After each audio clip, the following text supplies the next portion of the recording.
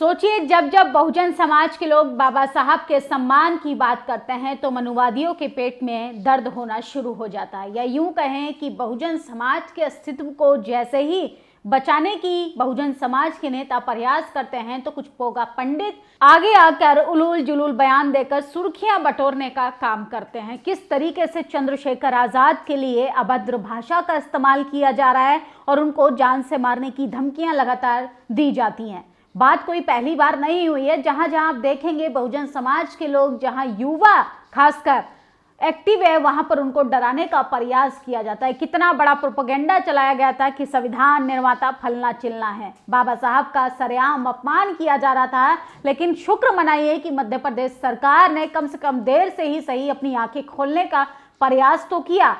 किस तरीके से अनिल मिश्रा नाम के इस व्यक्ति को जेल की सलाखों के पीछे भेजने का काम किया। और अब सोचिए, ये बाबा जो है अपने आप को सो कॉल्ड राष्ट्रवादी कहता है, लेकिन चंद्रशेखर आजाद को, जो कि नगीना सांसद है, नगीना से सांसद के साथ साथ भीम आर्मी चीफ भी हैं, उनको अभद्र भाषा कर अपमानित करने का काम कर रहा है। चंद्रशेखर आजाद, तुम अगर रहोगे तो अंबेडकर की तरह हिंदू धर्म को चोट पहुंचाते रहोगे। मनुवादी तो ये बात समझ गए, चंद्रशेखर आजाद बाबा साहब के रास्ते पर चलकर पाखंडवाद व जातिवाद के खिलाफ जंग लड़ रहे हैं। वो तो समझ गए, पर बहुजन समाज कब समझेगा? तो ये बाबा का एक बार आप बयान सुनिए। चंद्रशेखर, तुम रहोगे तो अंबेडकर की तरह हिंदू धर्म पे चोट पहुंचाते रहोगे। संविधान को कभी तुमने पढ़ा ही नहीं है।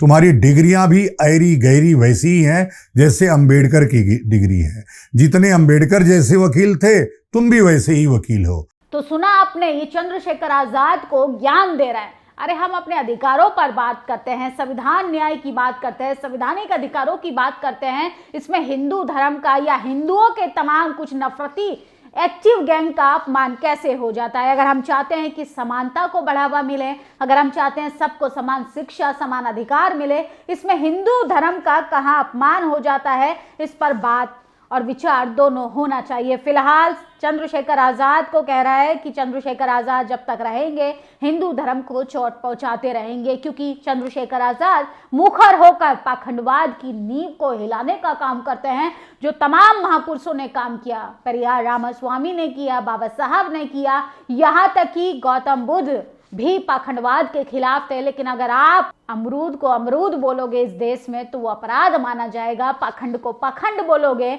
वो अपराध माना जाएगा।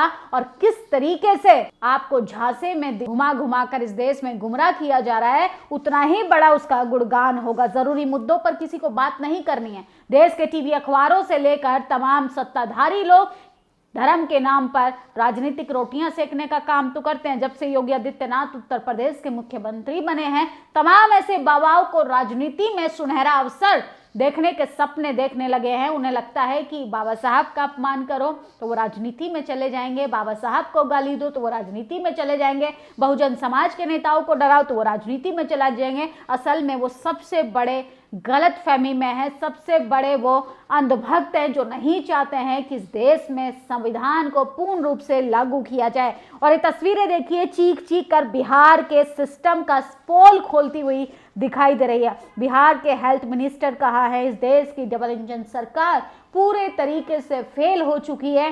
किस तरीके से एक डेड बॉडी को इलाज तक नहीं मिल रहा है। और हम कहाँ बात करते हैं विश्व गुरु बनने की, कहाँ बात करते हैं बड़े बड़े वादों की, रैलियों पर पैसा खर्च किया जाएगा, तमाम उलूल जुलूल होर्डिंग बैनर पर पैसा खर्च किया जाएगा, लेकिन जरूरी काम पर पैसे खर्च नहीं किए जाएंगे।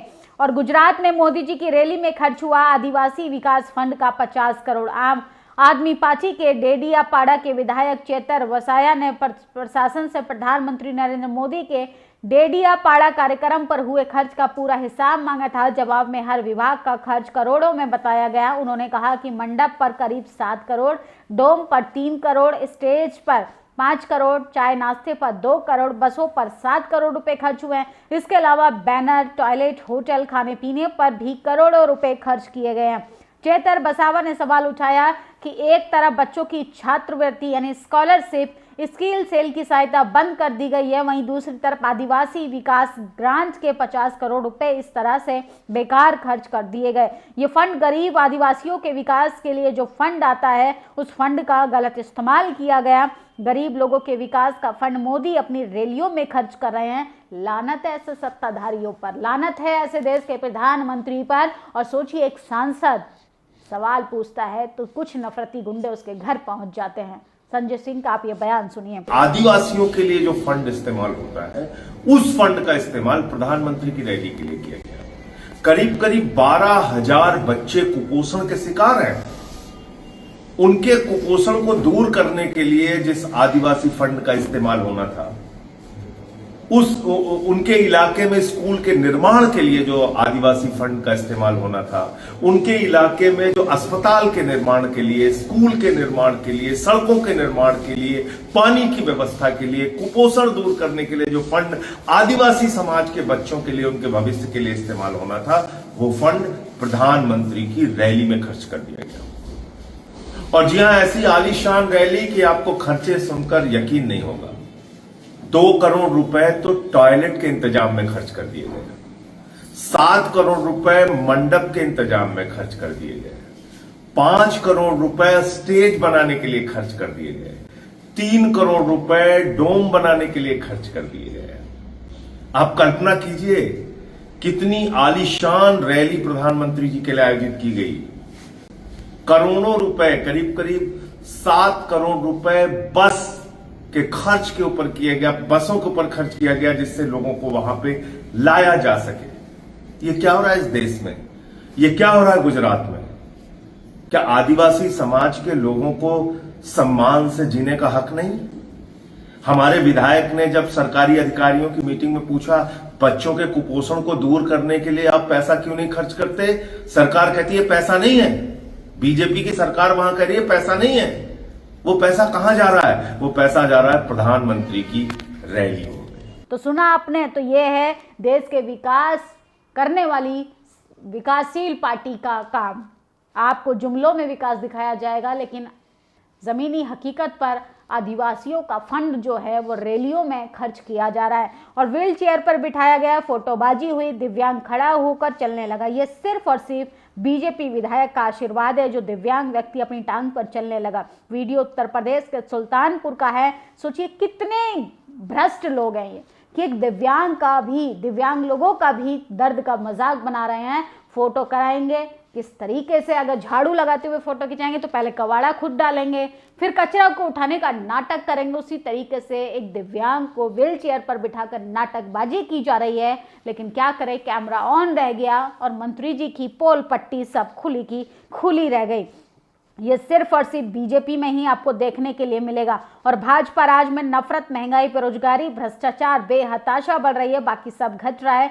फिर मनरेगा कैसे बचेगा? इसलिए मनरेगा कार्ड डिलीट किए जा रहे हैं। केंद्र ने अपना पल्ला झाड़ते हुए राज्यों पर खर्चे का अतिरिक्त बोझ डाल दिया है। तो बिहार को जितने पैसे मिले थे, उत्तर प्रदेश, उड़ीसा, मध्य प्रदेश को, ये सब के सब गरीबों के हिस्से का पैसा था। कैसे? सिर्फ कुछ लोगों का विकास किया जा रहा है, जनता को लॉलीपॉप पकड़ाया जा रहा है। और जो कोविड से बचे हैं वो कोडीन से मरेंगे। कोडीन सिरप बना जहर, माफियाओं का छाया कहर। तो उत्तर प्रदेश विधानसभा चुनाव के बाहर लगातार मोदी सरकार का विरोध हो रहा है, योगी सरकार का विरोध हो रहा है। डबल इंजन सरकार मतलब डबल अत्याचार। और डबल इंजन सरकार ने किस तरीके से जनता को कोविड से तो बचा लिया, जैसे तैसे कुछ लोग बच भी गए, अब वो कोडीन से मरने के लिए तैयार हैं। तो ये उत्तर प्रदेश का हाल है। सरकार के जो है फजीहत हो रही है। फिलहाल सबसे बड़ी खबर है कि अगर बहुजन समाज के नेता बाबा साहब के हक अधिकारों के तहत संवैधानिक मूल्यों पर बात करेंगे तो अपराध माना जाएगा। और कुछ नफरती गुंडे संविधान के खिलाफ वन व्यवस्था को थोपने का काम करेंगे, उसको विकास माना जाएगा।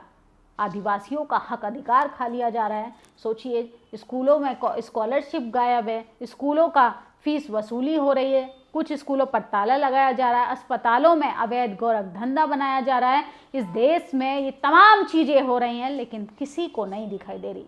मासूम बच्चों को भी अपनी जान देकर कीमत चुकानी पड़ रही है।